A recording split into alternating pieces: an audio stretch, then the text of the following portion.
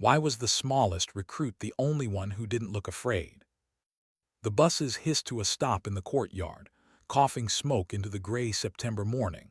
40 young faces pressed against glass, wide-eyed, already trembling beneath the weight of expectation.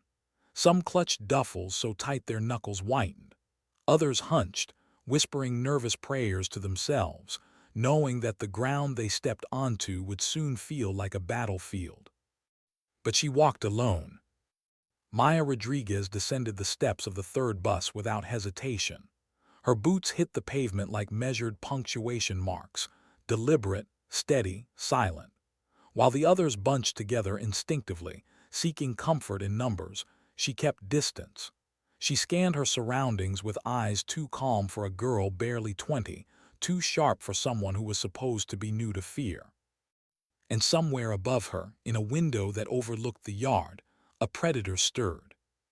Staff Sergeant Marcus Rivera had watched 1,000 recruits arrive at Fort Braxton.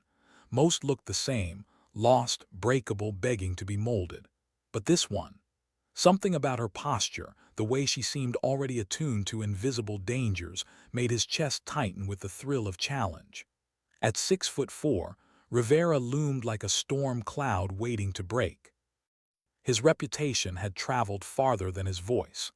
8 years of crushing spirits, bending wills, leaving behind shells of men and women who once dreamed of wearing the uniform. His office walls bore the evidence: photos of exhausted faces, trainees collapsed in mud, eyes emptied of hope while he stood above them like a victor posing with trophies. He called it training. Others whispered it was cruelty dressed in camouflage. And when he saw her, so small, so alone, so maddeningly unafraid, his lips curved into a smile that promised nothing good. "Fresh meat," he muttered, his finger pressing against the glass as he tracked her across the courtyard. The wiry figure of Sergeant Collins leaned closer, squinting. "Which one, Sarge?" "That one." Rivera's thick finger pointed at the girl with the dark eyes. "Rodriguez, look at her, thinks she's tough. I'll enjoy breaking that one." Collins chuckled, but it came out uneven. He'd seen Rivera dismantle recruits before, seen the joy in the man's eyes when pride cracked into fear. But something in the sergeant's tone carried more than routine cruelty. This wasn't just about molding a soldier. This was about domination, personal, absolute. Below, Maya shifted her duffel to her shoulder. She didn't need to look up to know she was being watched. She knew the feeling too well, the prickling between her shoulder blades when a predator circled. Her grandmother's words whispered in memory: "Mija, when the wolves circle, you don't run. You show them your teeth." But not yet, not here. Her teeth were hidden behind quiet eyes and steady breath. No one here knew the years behind her silence, the dojo where her grandfather had drilled her, until her muscles remembered movements faster than thought, the tournaments fought in back rooms where sweat and blood mixed under dim lights, the streets of East Los Angeles where walking home meant knowing which corners held danger. She had trained for survival long before she trained for service. But none of that appeared on her file. None of that needed to. Sometimes the most dangerous weapon was the one the enemy never saw coming. The recruits shuffled into line as Rivera descended from his perch. He cut through the crowd like a blade, each heavy step commanding silence. Shoulders hunched at his passing. Conversations died mid-word. His presence was oppressive, his authority radiating like heat. "Listen up, maggots." His voice cracked the morning air. "For the next 12 weeks, your pathetic lives belong to me.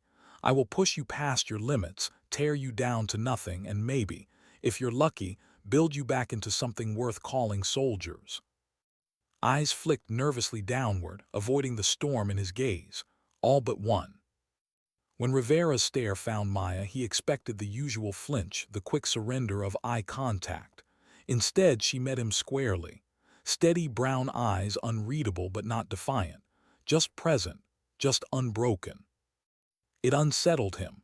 For the briefest moment, his predator's smile faltered, then returned sharper, hungrier. "You," he barked, pointing directly at her. "Rodriguez, isn't it?"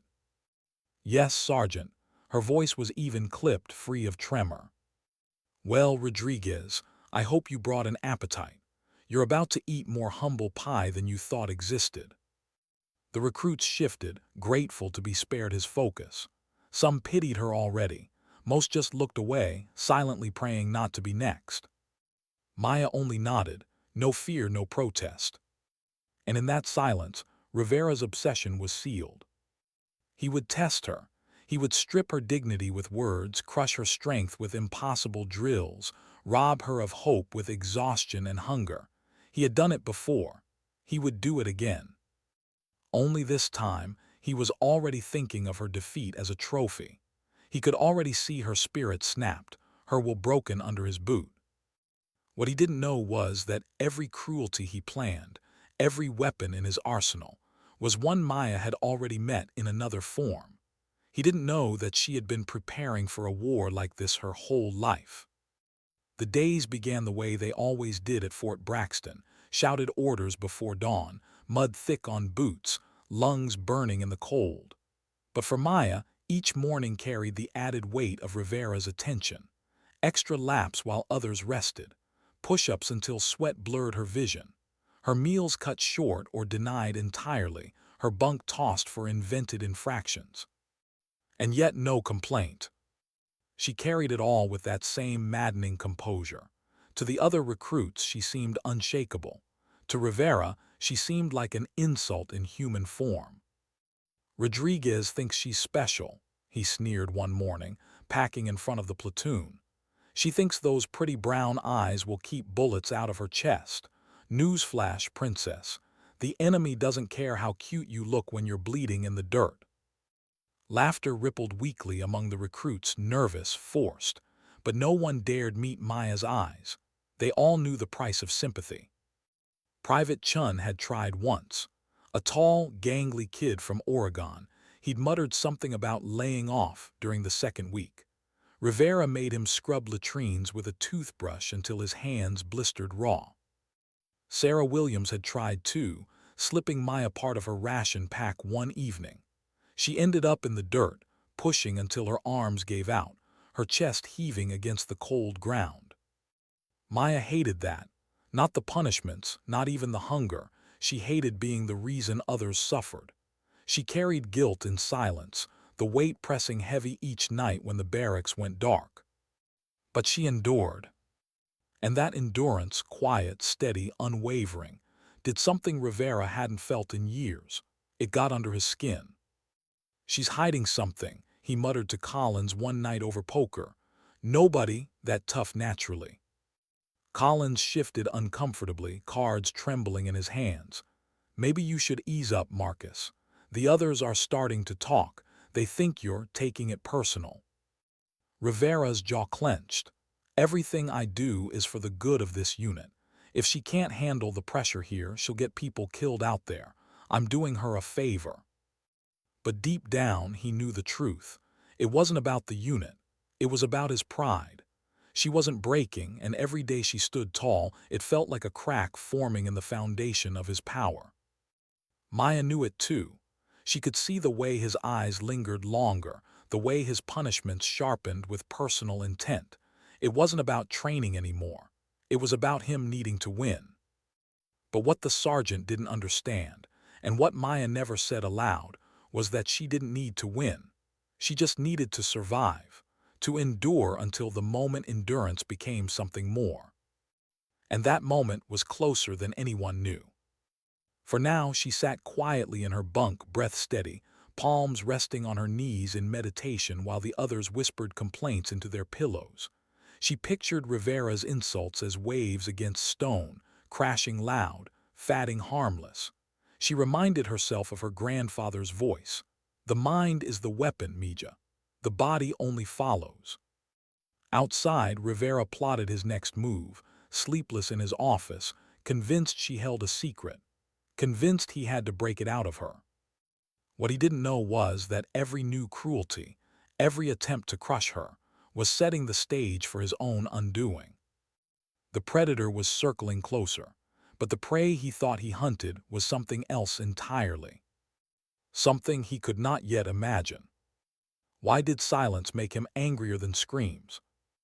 By the third week, the others had already cracked in small ways. Some broke down crying in the barracks when lights went out. Some hid tears in the shower. Others whispered about quitting, counting the days until they could go home. Rivera saw every weakness and fed off it, a wolf among lambs. But not her. Maya carried exhaustion in her bones like everyone else, but she gave it no voice. She ran when ordered, bled when cut, held formation when muscles shook with fatigue. And every time Rivera spat venom in her direction, she simply absorbed it like stone absorbs rain. It was that silence, the refusal to collapse, that unsettled him. He had built his empire on breaking recruits down publicly, on proving that no one could withstand him.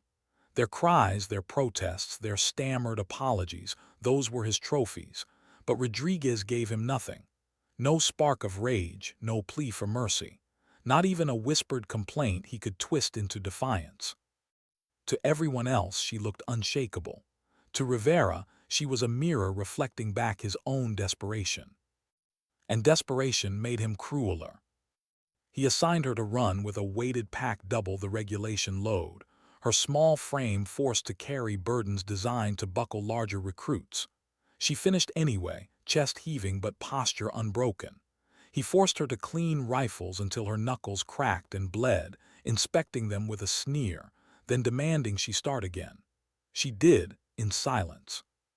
Each punishment landed like a strike against his pride. "Rodriguez thinks she's better than the rest of you," Rivera barked one afternoon during formation. His shadow loomed over the line of trembling recruits, voice booming across the yard. "She thinks rules don't apply to her. So today, she runs until I say stop, and if she drops, you all pay the price." Gasps shivered through the platoon. They had learned by now that Rivera's wrath rarely stayed contained to one target. He punished entire groups for a single misstep. Maya met his gaze, then sprinted. Dust kicked behind her boots as she circled the track. 1 lap, 5, 10. The sun burned down on her neck, her lungs screamed for air, her thighs burned with lactic fire. Still, she kept pace. The recruit stood silently, torn between pity and awe. Private Chun muttered under his breath, "He's obsessed with her." "Shut it," Martinez hissed. "He'll hear you." Rivera did hear. His ears caught everything when it came to her. Every whisper about her calm, every glance in her direction. And the more they noticed her endurance, the more it felt like his own authority was slipping. After 20 laps, Rivera finally called her in. Sweat soaked her uniform, but her steps didn't falter. She rejoined the line, eyes forward, breath steady. And Rivera hated her more in that moment than he had hated any recruit before. That night in the barracks, guilt gnawed at her chest. She watched the others slump into bunks, shoulders hunched, eyes hollow. Because of her, they all lived under his harsher gaze. Because she refused to break, he pushed them harder too. She whispered into the dark, barely audible, "I'm sorry." No one answered. Maybe they were asleep. Maybe they just didn't believe her silence had meaning. But her silence wasn't pride. It was survival. If she gave Rivera her voice, he would own her. And she couldn't let that happen. Not again. Her grandfather's words returned in memory. "The storm will always test you, Mija. But you are not the storm. You are the reed. Bend. Do not break." She bent in silence.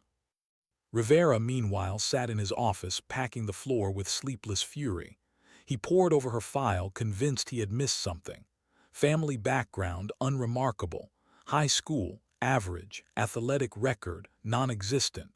No mention of martial arts. No mention of street fights, tournaments, hidden training. Yet every instinct in him screamed she was different.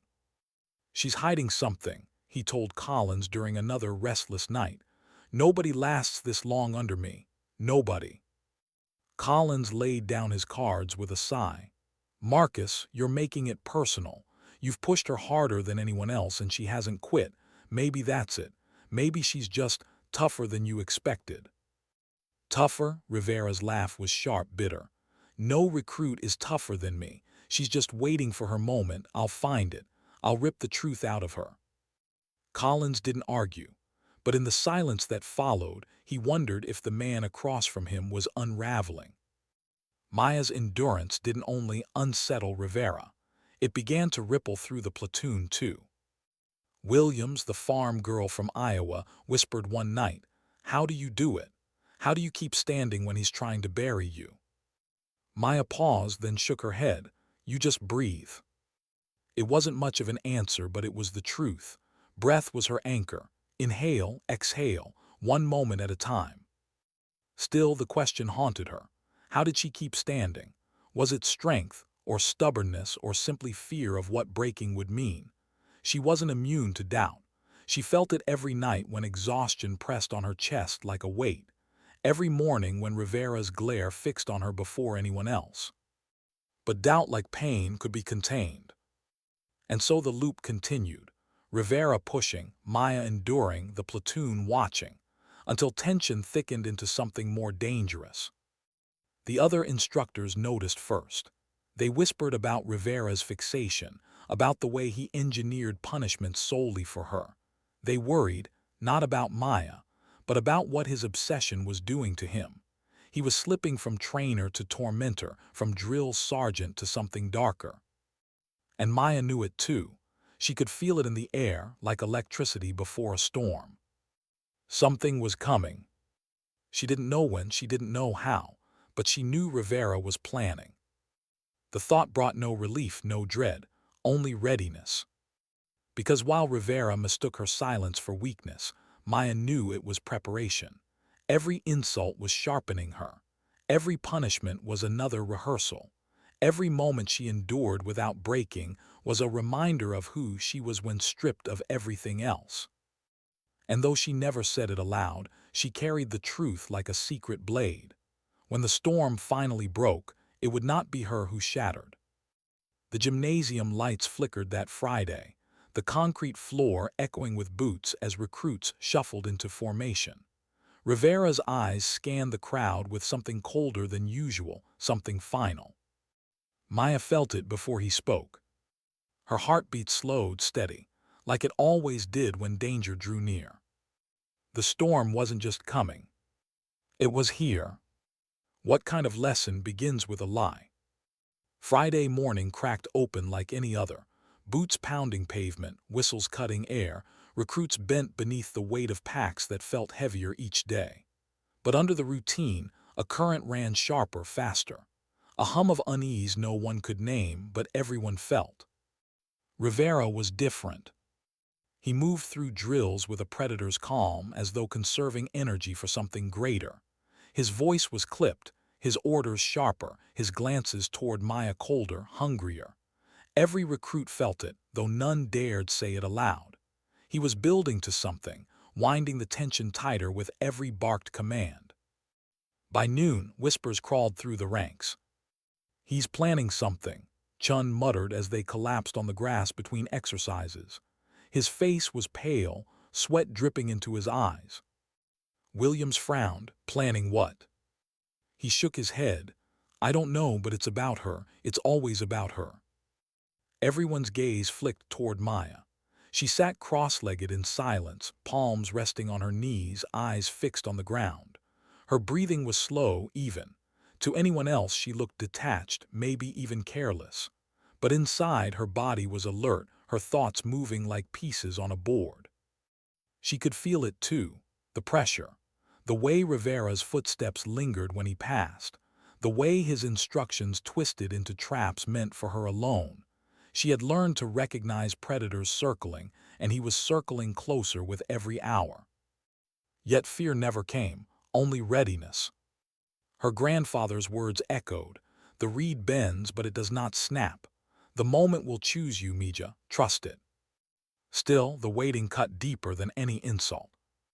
When the whistle blew to end their midday run, Rivera gathered them all into the gymnasium.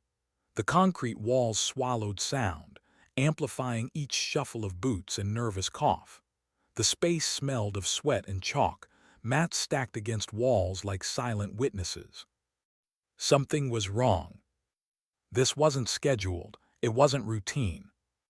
"Fall in," Rivera's voice cracked like a whip, echoing through the cavernous room.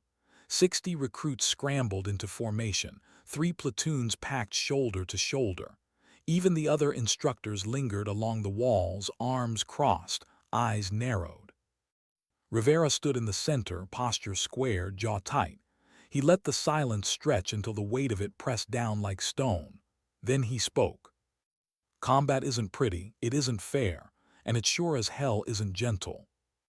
The words were familiar, part of the script, but his tone was different, darker, personal. He paced in slow circles, boots squeaking against polished floor. "The enemy won't care about your feelings. They won't care about your size or your background. They'll use every weakness, every hesitation, every ounce of fear." The recruits shifted nervously. Maya stood still, breath in, breath out. Rivera's eyes found her and his lips curled. Rodriguez, front and center. The air changed.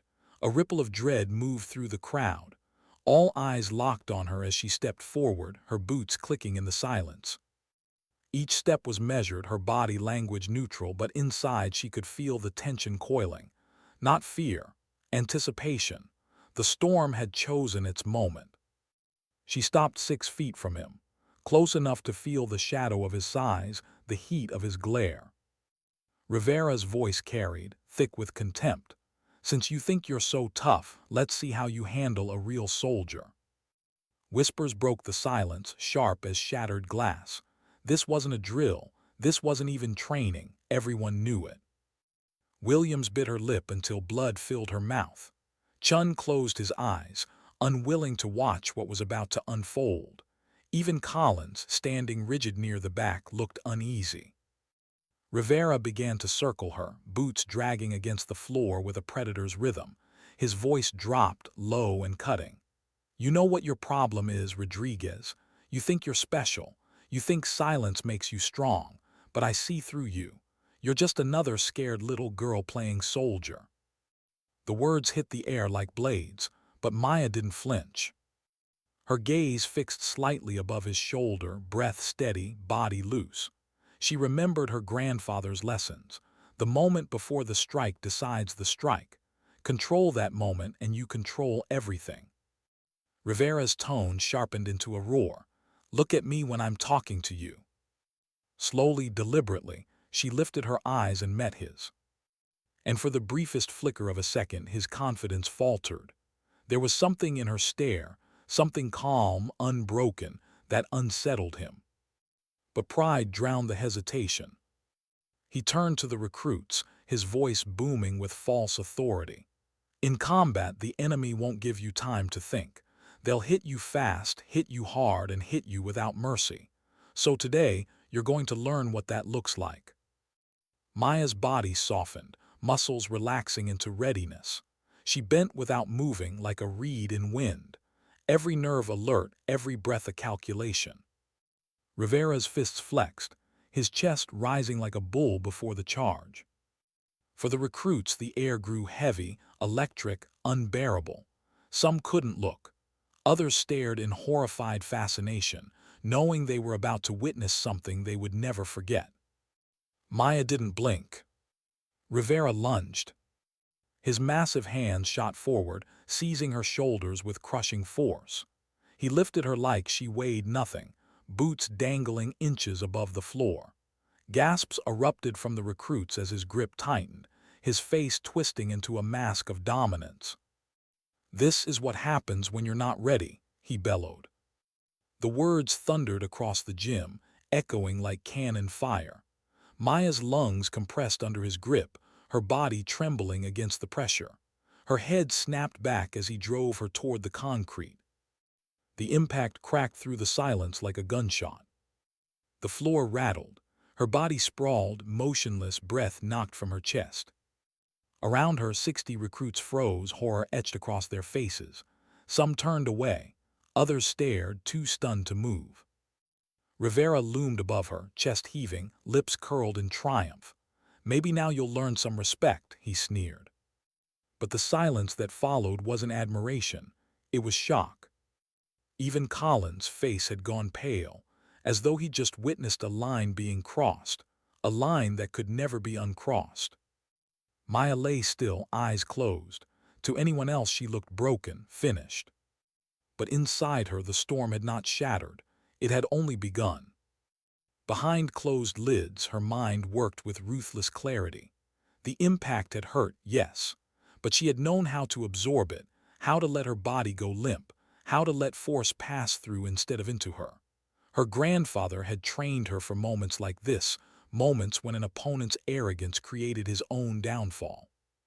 Rivera, savoring his triumph, turned to the recruits.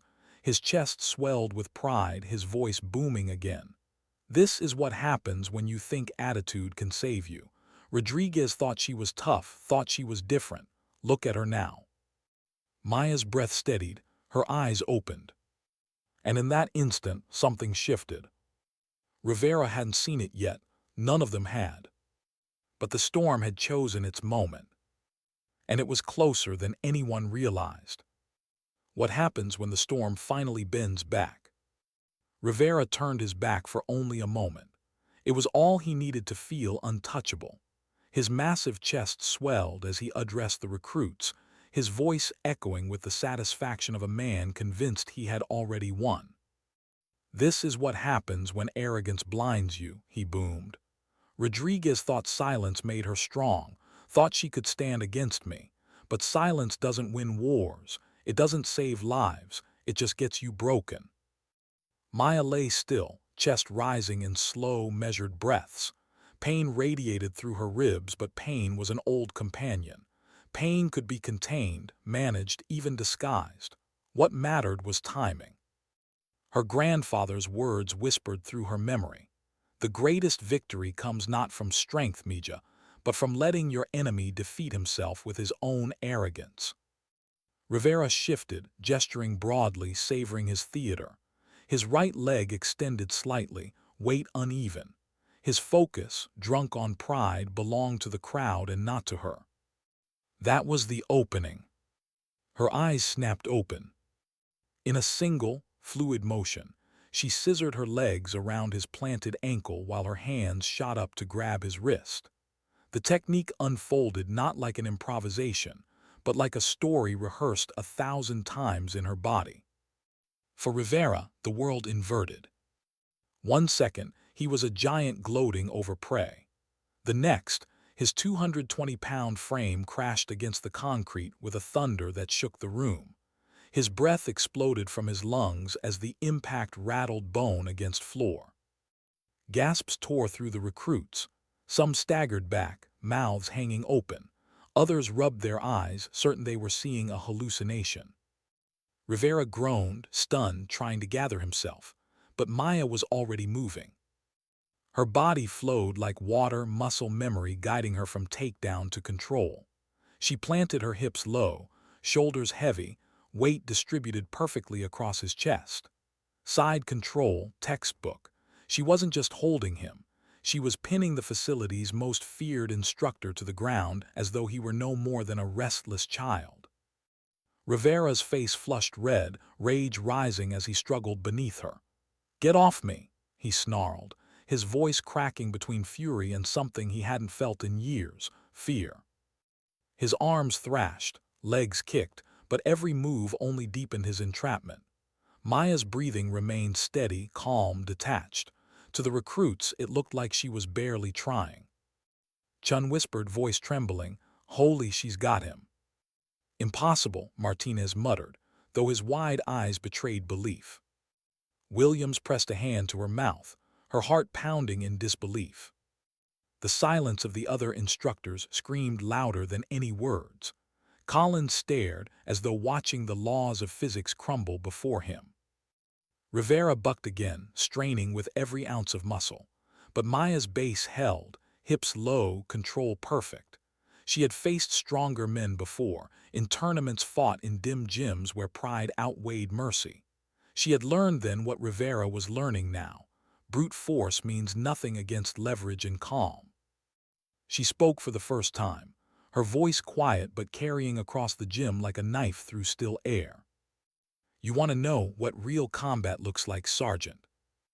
Rivera froze for half a second, shocked by the sound of her voice. He hadn't heard her speak in weeks except for clipped responses. Real combat isn't about size or intimidation. It's about skill, about timing, about will. Her tone was not boastful. It wasn't even angry. It was calm, matter of fact, as though she were instructing a class, not subduing a man who had tormented her for weeks. The recruits felt the shift. In that moment, Rivera wasn't the authority anymore. She was. He thrashed harder, desperation bleeding into his movements, but desperation only widened the cracks in his control. Maya transitioned with seamless grace, swinging her legs across his chest, trapping one thick arm between them. Her hips shifted, her grip tightened. Rivera's eyes went wide. His elbow joint hyperextended at an unnatural angle, pain lancing up his arm. The recruits winced in unison. Everyone knew what would come next. "Tap out, Sergeant," Maya said softly. Her words carried no cruelty, no glee, just certainty. Rivera's face twisted. This is insubordination, this is. She increased the pressure by a fraction. His voice broke into a strangled cry. "I said tap." The recruits held their breath. Collins swallowed hard, torn between duty and disbelief. No one moved. No one dared intervene. Rivera's free hand hovered over the ground, trembling.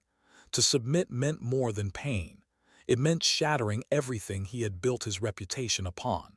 He would no longer be the monster in their nightmares, the tyrant who ruled by fear.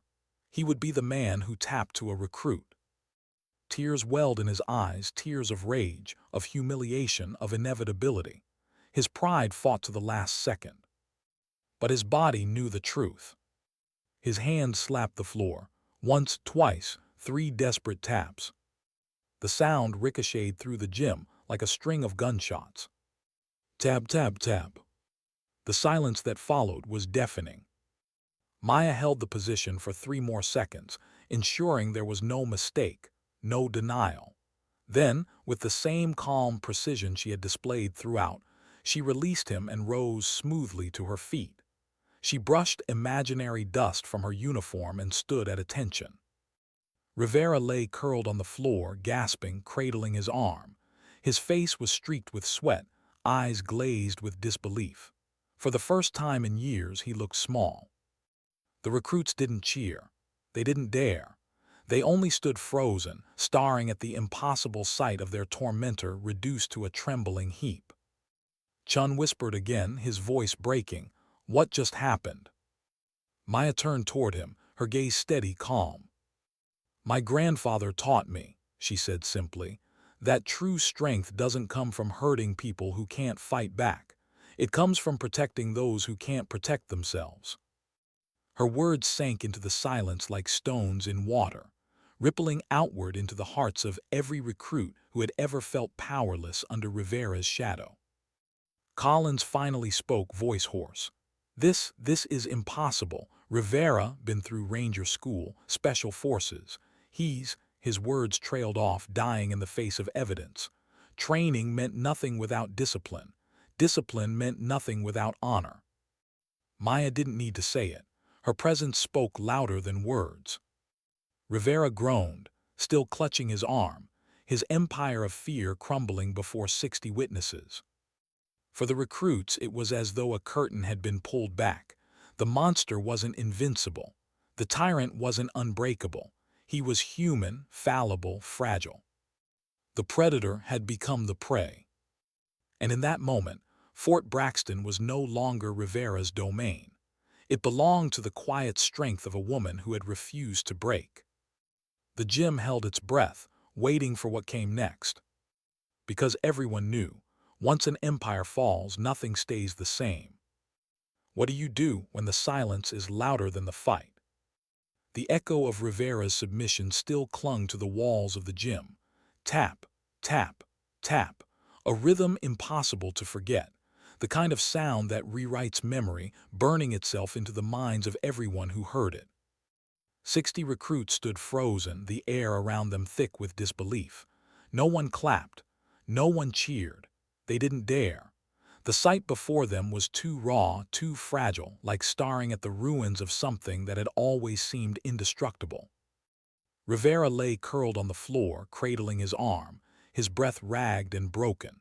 His face, so often twisted into sneers, glares, and cruel grins, was streaked with sweat and humiliation.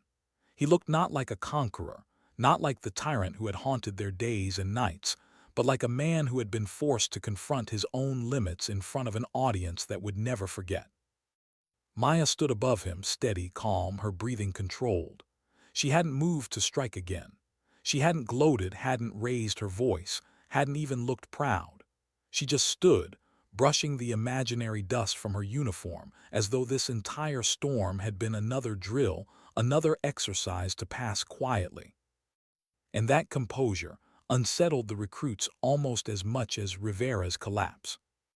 Private Chun was the first to find his voice, though it came out a whisper that barely reached his neighbors.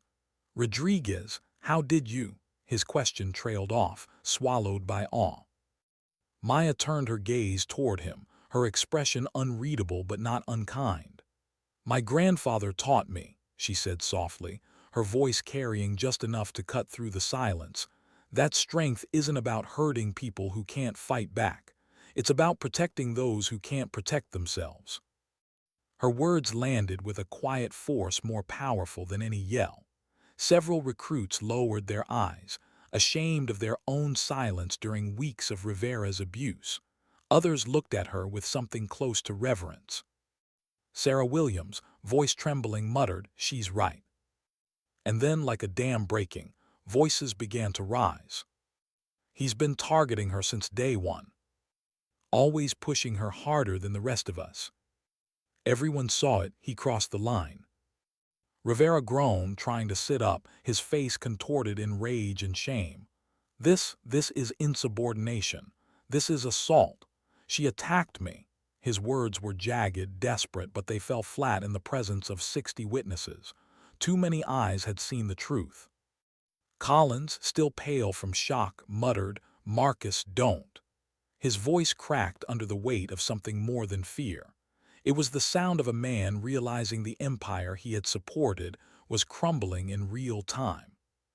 Before Rivera could speak again, the gym doors burst open. The sharp echo of boots cut across the silence. Captain Morrison entered, his weathered face carved with authority. His presence filled the space not with fear but with order. Years of command clung to him like armor. He scanned the scene in a single sweep. Rivera on the floor, Maya standing tall, recruits stiff with adrenaline. What the hell happened here? The recruits hesitated, a ripple of uncertainty running through them. For weeks they had swallowed silence, afraid to speak out. Rivera's shadow had been long, and the idea of defying it still felt dangerous. But something had changed. Williams stepped forward, her legs shook but her voice carried. "Sir, Sergeant Rivera attacked Rodriguez. She defended herself." The words cracked the silence wide open. Another voice followed, then another, a chorus of recruits, their voices overlapping, desperate to be heard. "He singled her out. Weeks of abuse. We all saw it, he threw her down first." Morrison held up a hand, silencing the storm. His eyes narrowed at Rivera. "Is this true, Sergeant?" Rivera's mouth opened, but no words came. His pride wrestled with panic, but even he knew denial was useless. Too many witnesses, too many cracks already exposed. Maya stood silent, eyes forward, posture perfect. She didn't add to the accusations. She didn't need to. Morrison studied her for a long moment, then turned back to Rivera. "Get him out of here." The words cut like a blade. Two instructors stepped forward, hesitating only slightly before helping Rivera to his feet. He resisted weakly, but his body betrayed him, arm limp, steps unsteady. He was escorted out not as a leader, but as a disgraced man. The gym remained heavy with silence until the doors closed behind him. For the first time in weeks, the recruits stood without the weight of Rivera's shadow. Relief mixed with shock, awe tangled with confusion. They had witnessed something no one had expected, something that would ripple through their lives long after training ended. Morrison faced them again. Training is over for today, dismissed. The recruits didn't move at first. They lingered, eyes still drawn to Maya, as though she were the anchor holding them in this moment of disorientation. She didn't speak, didn't move. She simply returned to her place in formation, standing at attention until the room began to empty. Only when the gym was nearly cleared did she allow herself to exhale. The breath shook just slightly, because beneath her composure, she was not untouched. The throw had rattled her ribs, bruised her shoulders. Her muscles trembled from the effort of restraint, from holding a man twice her size without malice. And deeper still, guilt gnawed quietly. Had her silence forced this escalation? Had her refusal to break been the spark that pushed Rivera into crossing a line? She shook the thought away, steadying herself with her grandfather's words. The storm was his, not yours. You didn't cause it. You endured it. Still, the weight lingered. That night in the barracks, whispers filled the dark. Did you see how fast she moved? She had him locked like it was nothing. I've never seen anything like that. Maya lay on her bunk, eyes fixed on the ceiling, listening. She didn't answer, didn't turn. She didn't want to be a legend. She wanted to be a soldier. But she knew the whispers wouldn't stop. What had happened in the gym wasn't just between her and Rivera anymore. It had become something larger, something uncontrollable. Private Chun broke the silence nearest to her. His voice was soft, almost reverent. Rodriguez, you saved us. Maya closed her eyes, letting the words sink in and slip away at the same time. She hadn't done it for them. She hadn't done it to save anyone. She had done it because she had no choice. But maybe, just maybe, the two things were the same. The night stretched long, heavy with the knowledge that nothing would be the same when morning came. Rivera's fall wasn't just a moment. It was a fracture in the foundation of Fort Braxton, and fractures spread. Maya drifted into uneasy sleep with one truth circling in her mind. Storms don't end when the clouds break. They leave aftermaths. And the aftermath was just beginning. How fast can a secret become a story? By dawn the next day, Fort Braxton was buzzing with whispers. Recruits who had stood in that gymnasium carried the memory like contraband, sharing it in hushed tones over breakfast trays and hurried marches. What they had seen, the tyrant of the base pinned, humiliated, wasn't the kind of thing you could bury. Not anymore. And then came the phones. The footage wasn't perfect. Grainy, shaky, captured through half-concealed cameras by recruits who risked punishment just to document what was happening.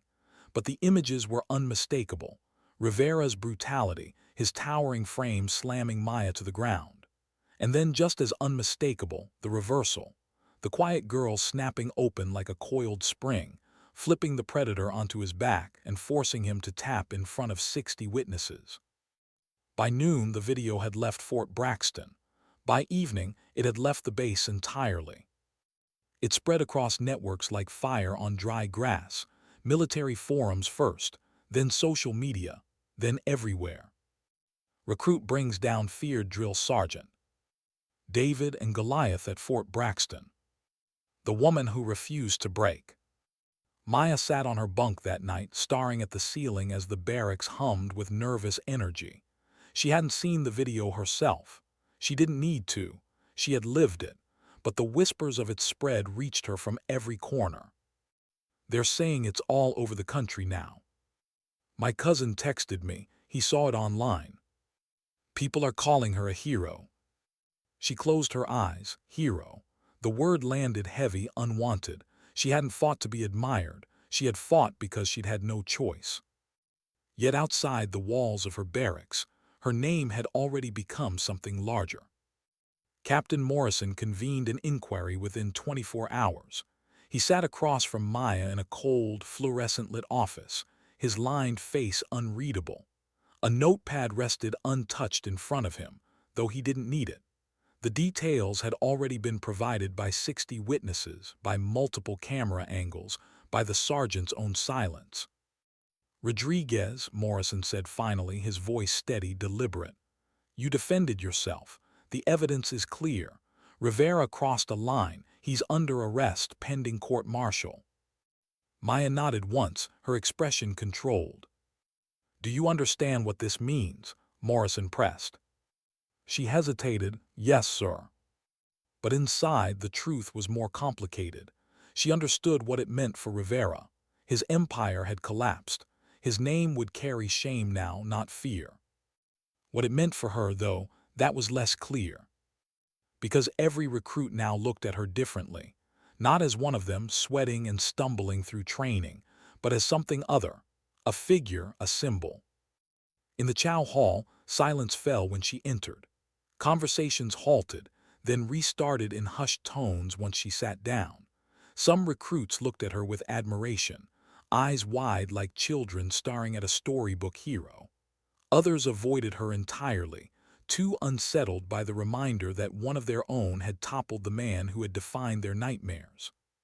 She hated it. She had wanted to blend in, to survive without notice. Her strength had been in silence, in invisibility.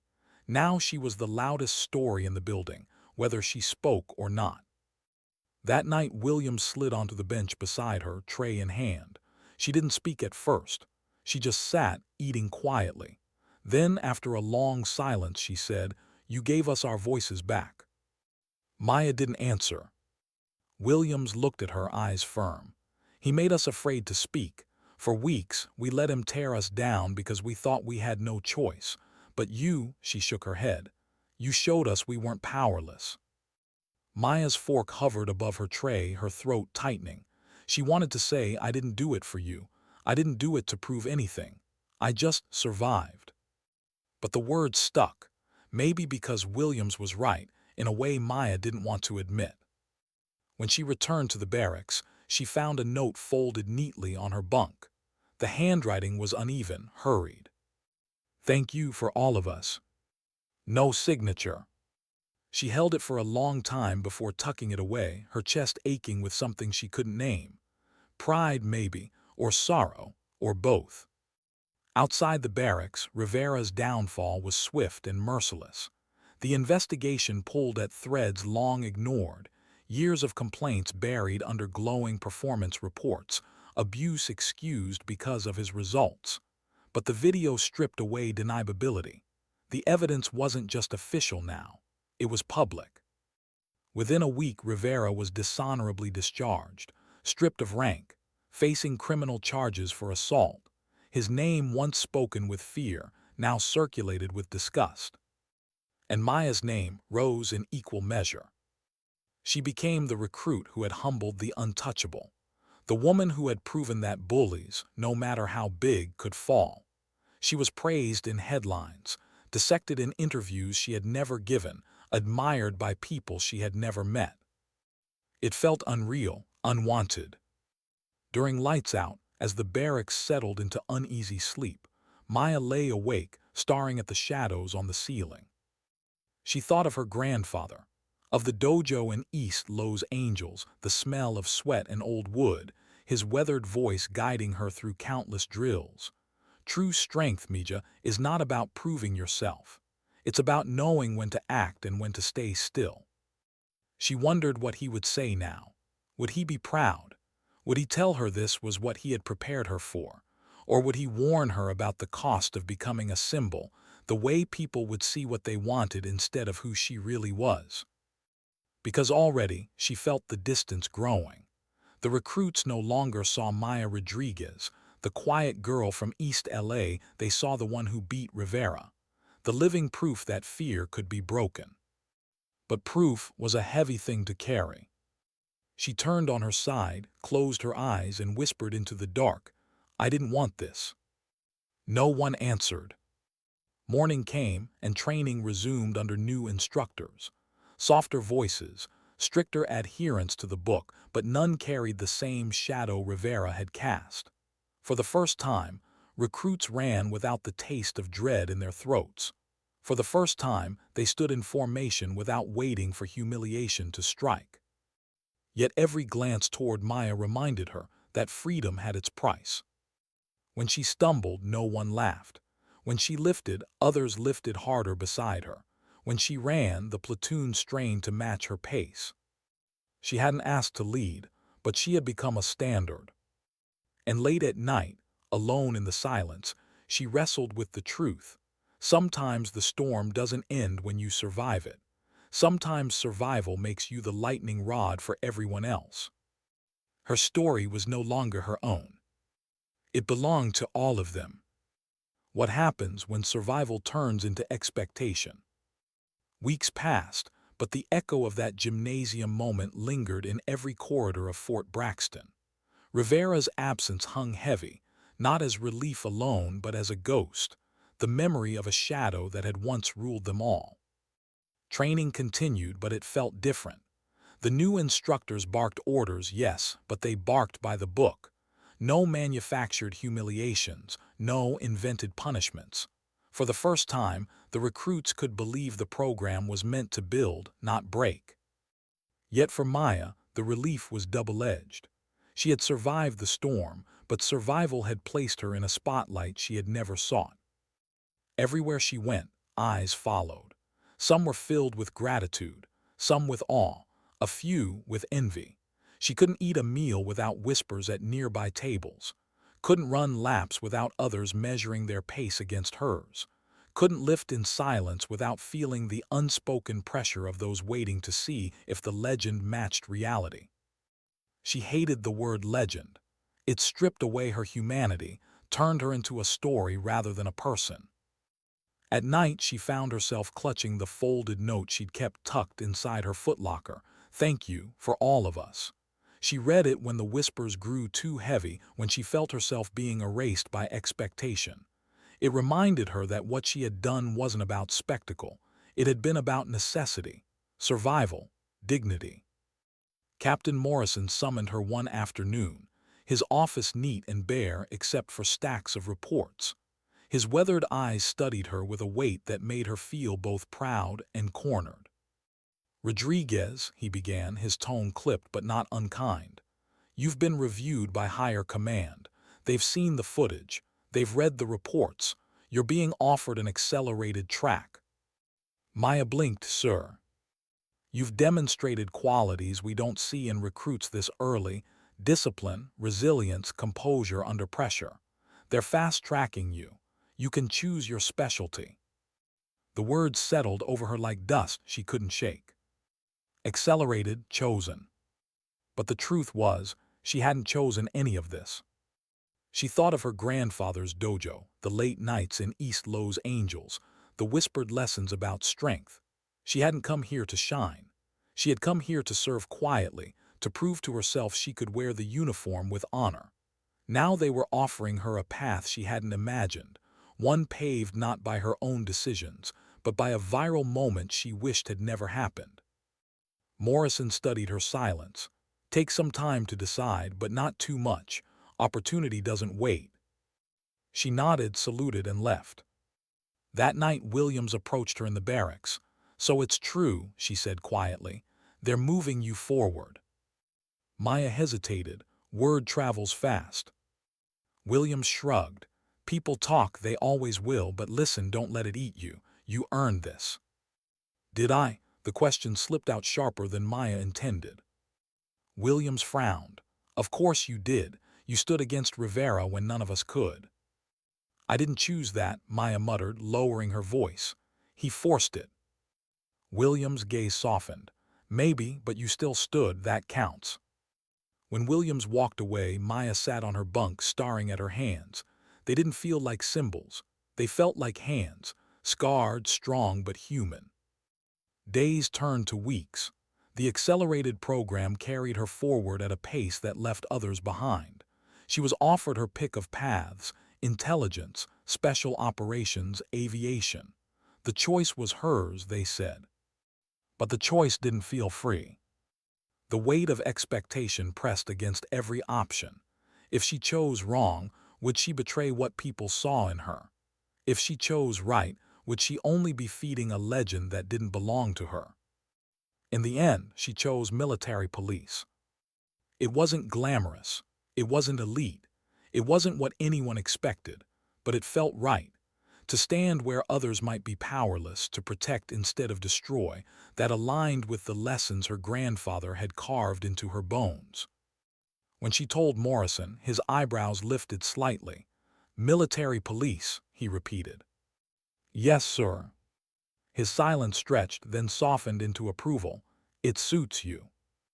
The announcement rippled quickly through the base. Some recruits whispered that she should have gone special forces, that she had the skill. Others admired her choice, saying it fit her calm strength. Maya ignored both camps. She hadn't chosen for them. She had chosen for herself. Still, the pressure never fully lifted. Letters began arriving, strangers writing to the recruit who beat the sergeant. Some were filled with admiration. Some begged for advice. Some told their own stories of standing against bullies and thanked her for showing them it was possible. She didn't answer them. She couldn't. The weight of their expectations felt too heavy, too far from who she really was. One evening, sitting alone outside the barracks, she unfolded one such letter.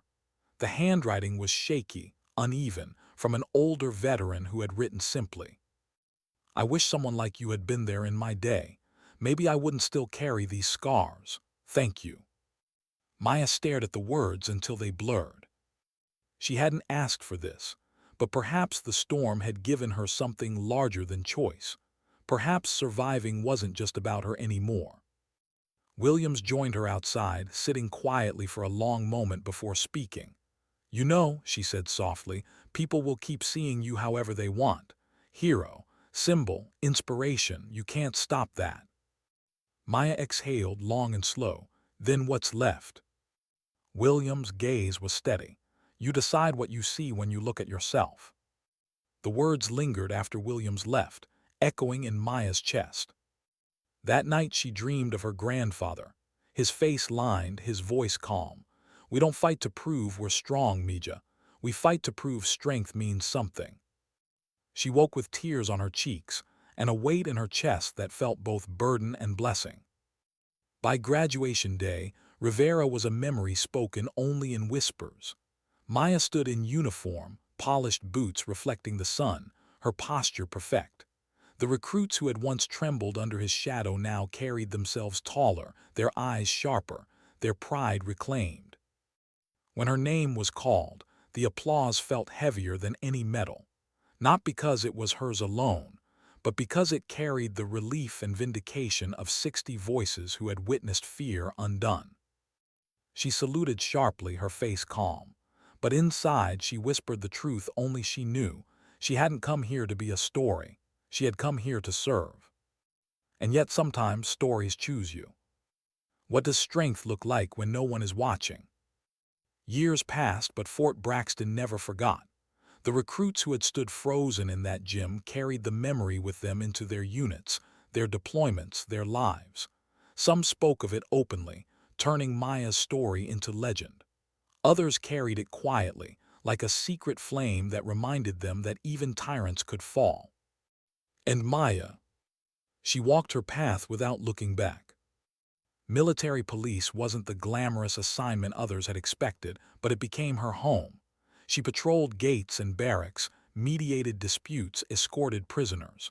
Most days were quiet, uneventful. Some days weren't. She learned to read people before they broke, to step into conflicts before they ignited, to hold a line not with fists but with presence. Her fellow MPs came to trust her calm. When tempers flared, she was the steady hand. When fear spread, she was the anchor. She didn't shout. She didn't posture. She simply stood, and her presence spoke louder than force. The legend of Fort Braxton followed her, of course.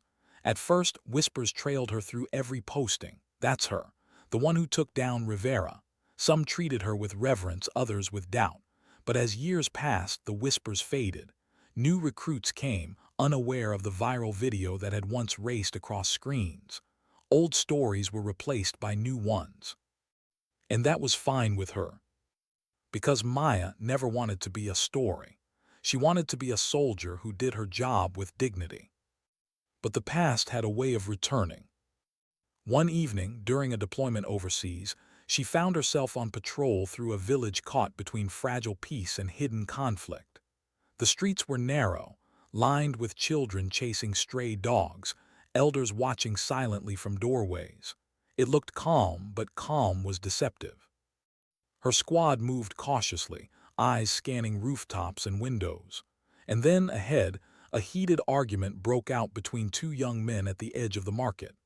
Their shouts rose quickly, fists clenched, knives flashing in sunlight. The squad tensed, weapons shifting, adrenaline sparking, but Maya stepped forward first. She didn't draw her weapon, she didn't raise her voice. She walked slowly, steadily between them, her posture loose, her face calm. The crowd hushed as her presence cut through the storm. The men froze, knives trembling in their hands. For a long moment no one moved.